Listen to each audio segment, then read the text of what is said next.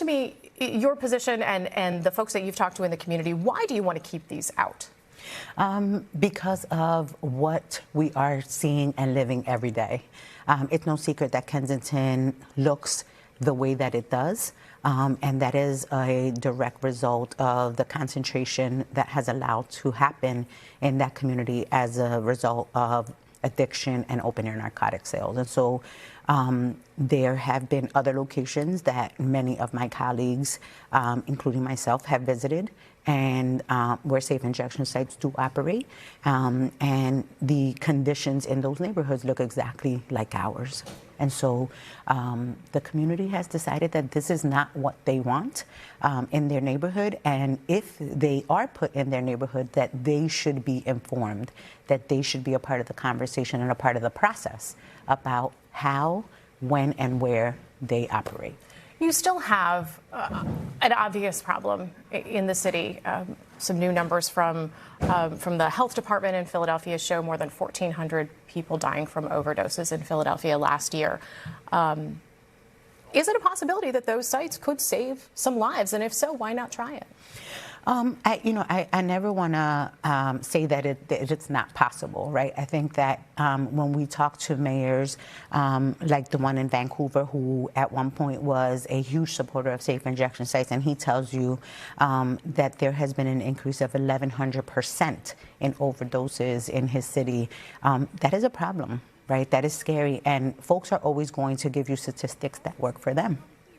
But the reality is that the residents of Kensington and Harrogate live in the conditions that they're living in every day, and that they're raising their families there, and that businesses can't thrive there because of what is happening. And so I think that one of the biggest issues I have with safe injection sites, and I heard this firsthand from one of the workers at the location in New York, is that prevention and recovery programs, or the prevention and recovery conversation in these locations, does not happen.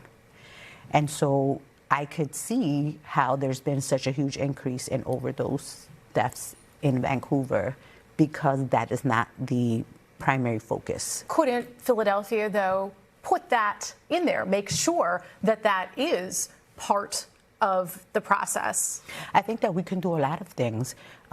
Where there is distrust is that the administration has consistently made promises over the course of the years to this very specific community that they have not delivered on. And so there is an uncertainty, and there is a lack of trust that the city will do any of those things. What do you think is preventing more from being done? I mean, people look at the numbers that I just talked about, more than 1,400 people dying from overdoses in Philadelphia. They look at the situation in certain parts of Kensington, and they see people using drugs on the street and the situation there. And they say, well, why can't the city do more? Why can't you do more representing that area? What is preventing you and the city from doing more on this issue? I think there was a lack of political will for a really long time. I think folks moved those who are suffering from addiction from where it originally started, which was underground in the Conrail tracks, and they basically pressured Conrail to clean up their property, not expecting for all of these people to come up to the surface, to come out into the community, and for it to have spiraled the way that it did. I don't think the city was prepared for that. And then when it started to happen, we started to use the term, we can't arrest our way out of it, right? Because they didn't want to criminalize addiction. And using that term turned into, we're not going to do anything about it. And if we keep it in this particular area, we're going to be able to manage and navigate the situation, and that has not happened. And I just believe that the mayor had many opportunities to make very difficult decisions about how to manage this, and he chose not to. I mean, that's the reality. I I can't make it any nicer, right? I came in November prior to me coming into an elected seat. I worked for Councilwoman Maria Quiñones Sanchez, who oftentimes was in a huge fight with the administration. But as a result of that fight, she also put herself in a corner where people didn't want to work with her because their ideologies were different than hers. Well, though you can also look at this situation and say the mayor thinks that these supervised injection sites would be a way forward. It is something he's been looking at for years. This was him trying to do something.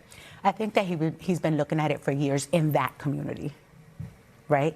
It's never been about how do you break up the concentration and you improve the quality of life of a community that you have destroyed. Because that is what has happened in Kensington. What is happening in Kensington is government-inflicted trauma. And he has chosen to allow it there. The conversations have always been about safe injection sites coming into the Kensington-Harrogate community, as opposed to, hey, maybe we should talk about putting them, this is a citywide issue, let's talk about how do we put them across the city of Philadelphia to address the problem if it is truly a citywide issue. And so the community, has taken a position, why us and why here? Why in Black and brown communities and not in other communities? Because when we have that conversation about putting them in other communities, the conversation completely changes. Thank you so much for being here. Thank you. Thank you for having me. When we come back, you'll hear my conversation with a woman on the other side of this issue. Just ahead, I'll bring you my interview with a co-founder of the nonprofit that's been trying to bring